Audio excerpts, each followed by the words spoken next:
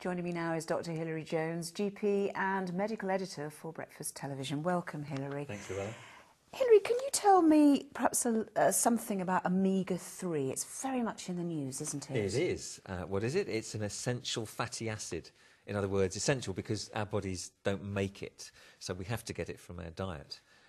And it's important in all sorts of bodily functions, but in the diet it's predominantly in oily fish. So for those people who eat lots of herring, tuna, salmon and other oily fish, sardines as well, they're getting probably adequate supplies of omega-3. But our diets, as you know, have changed vastly over the last few years and decades, and not many people eat much oily fish, so they may be deficient in omega-3. And what's interesting about omega-3 is it has so many important medical roles, not least in heart disease prevention. Some studies have shown that those people who've already had a heart attack are likely to expect a 30% lowered risk of having another heart attack if their diet is supplemented with plenty of omega-3. And it's supposed to be very good for children, isn't it, for their concentration? Yes. We call it brain food. We know that the brains of children are still developing until a certain age, and there's a window of opportunity to maximise their intellectual potential.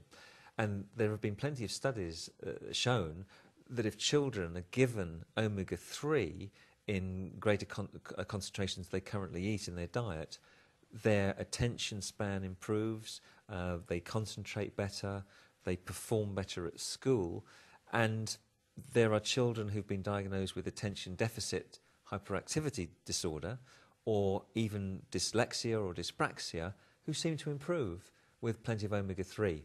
Now the problem is, of course, that children don't really like oily fish by and large. Some do, if they've been introduced to it early, but for those who don't, and we also have to be wary of huge amounts of oily fish because of the mercury that can contain, supplementation in capsule or tablet form may well be the thing that is recommended for many people of any age for these reasons.